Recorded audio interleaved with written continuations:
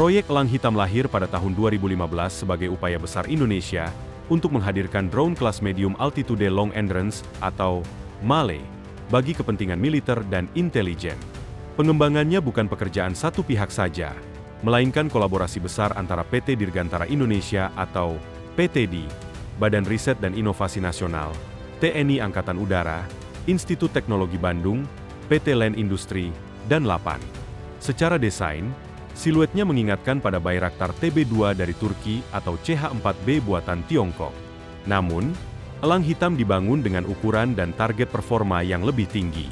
Bentang sayapnya mencapai 16 meter, panjang badan 8,6 meter, dan bobot lepas landas sekitar 1.300 kg.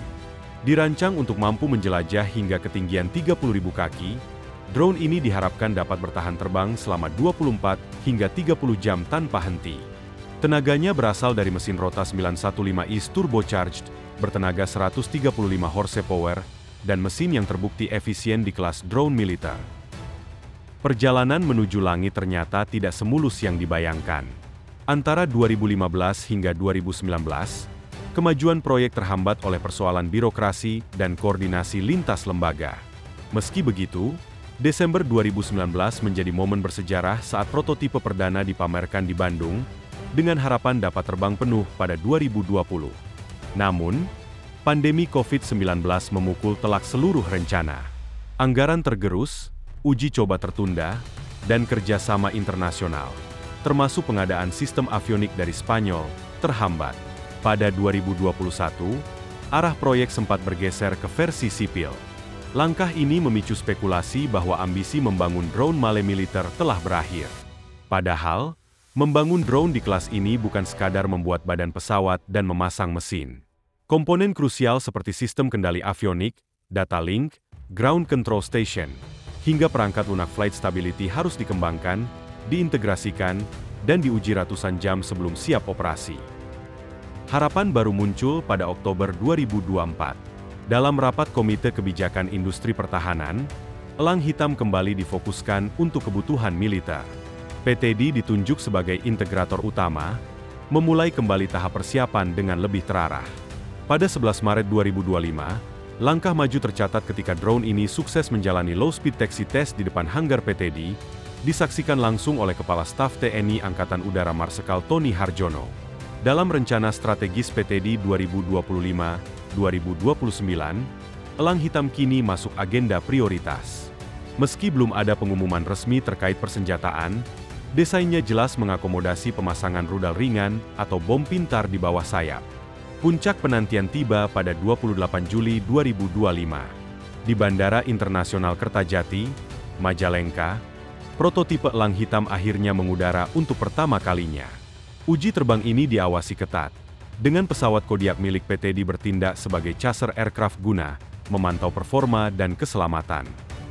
Drone ini berhasil mencapai ketinggian 20.000 kaki dalam penerbangan yang berlangsung cukup lama, sekaligus membuktikan bahwa sistem autopilot, kendali jarak jauh berbasis SATCOM, dan integrasi avionik bekerja sesuai harapan. Pihak PTD menyebut keberhasilan ini sebagai langkah awal menuju proses sertifikasi, produksi massal, dan integrasi operasional ke TNI AU. Kini, elang hitam bukan lagi sekadar prototipe diam di hanggar, ia telah membuktikan kemampuannya di udara. Setelah bertahun-tahun tertahan oleh hambatan teknis, birokrasi, dan pandemi, drone ini akhirnya menembus langit Indonesia. Meski jalan menuju operasional penuh masih panjang, mulai dari uji coba lanjutan, sertifikasi, pengujian senjata, hingga kesiapan produksi, penerbangan perdana pada Juli 2025 telah menandai tonggak penting dalam sejarah industri pertahanan nasional. Jika berhasil, elang hitam akan menjadi simbol nyata kemandirian teknologi militer Indonesia di era peperangan modern. Namun, jika gagal, ia akan meninggalkan pelajaran berharga tentang pentingnya konsistensi pendanaan, sinergi antar lembaga, dan komitmen strategis jangka panjang. Keberhasilan uji terbang perdana elang hitam di Kertajati pada 28 Juli 2025 memang menjadi momentum simbolis, tetapi para insinyur dan perencana militer sadar bahwa perjalanan menuju operasional penuh masih panjang dan penuh tantangan teknis. Tahap selanjutnya melibatkan serangkaian uji terbang lanjutan dengan variasi misi yang semakin kompleks. Jika pada penerbangan perdana fokusnya adalah kestabilan terbang, respons kontrol, dan integrasi sistem dasar, maka uji berikutnya akan menambahkan elemen-elemen krusial seperti pengujian jarak tempuh maksimum, untuk memastikan drone mampu bertahan di udara 24-30 jam sesuai desain awal. Uji ketinggian optimal, untuk memverifikasi kemampuan mencapai dan bertahan di 30.000 kaki dalam berbagai kondisi atmosfer. Dan integrasi sensor intelijen, termasuk kamera elektrooptik, infrared, dan sistem pengintai sinyal, SIGINT. Selanjutnya pengujian sistem komunikasi satelit, untuk memastikan konektivitas jarak jauh tetap stabil di wilayah dengan potensi gangguan sinyal. Salah satu tahap paling penting yang sudah disiapkan adalah uji integrasi senjata. Walaupun PTD belum mengumumkan secara resmi jenis persenjataan yang akan dipasang, analisis desain mengindikasikan kemampuan membawa rudal udara ke permukaan ringan atau bom berpemandu presisi. Integrasi ini memerlukan uji terpisah untuk memastikan bahwa pelepasan senjata tidak mengganggu aerodinamika maupun kestabilan penerbangan. Di sisi strategis, keberhasilan elang hitam tidak hanya diukur dari aspek teknis, tetapi juga dari nilai kemandirian industri pertahanan. Produksi massalnya akan menciptakan rantai pasokan dalam negeri yang melibatkan berbagai BUMN pertahanan dan industri swasta nasional. Ini berarti akan ada dorongan besar terhadap transfer teknologi, pembukaan lapangan kerja di sektor manufaktur berteknologi tinggi, dan penguatan ekosistem riset pertahanan Indonesia. Namun, ada juga tantangan geopolitik yang menyertai. Begitu elang hitam masuk tahap operasional militer, Indonesia akan memiliki platform UAV tempur strategis buatan sendiri. Hal ini tentu menarik perhatian negara tetangga dan mitra internasional. Beberapa mungkin memandangnya sebagai langkah maju yang sah bagi kedaulatan, sementara pihak lain bisa saja melihatnya sebagai faktor yang mengubah keseimbangan militer di kawasan. Proyek ini juga menjadi benchmark bagi ambisi Indonesia di bidang teknologi militer. Jika elang hitam sukses, ia akan membuka jalan bagi pengembangan generasi berikutnya.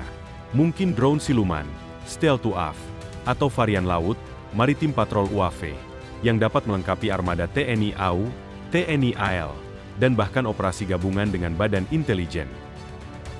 Tetapi semua itu akan bergantung pada satu hal, konsistensi pendanaan dan kesinambungan politik. Sejarah industri pertahanan dunia menunjukkan bahwa banyak proyek ambisius yang gagal bukan karena teknologi, melainkan karena perubahan prioritas anggaran atau dinamika politik domestik. Bagi PTD, keberhasilan ini adalah bukti bahwa kemampuan rekayasa dan produksi dalam negeri mampu menjawab kebutuhan pertahanan modern. Bagi TNI AU, ini adalah peluang untuk memperluas kapasitas pengawasan dan penyerangan jarak jauh tanpa mempertaruhkan nyawa pilot.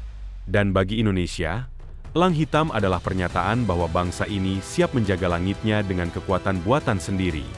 Jika semua tahapan berjalan sesuai rencana, tahun 2027 bisa menjadi titik di mana elang hitam memasuki layanan penuh, melengkapi sistem pertahanan udara nasional, dan menjadi salah satu ikon kebangkitan teknologi militer Indonesia di abad ke-21.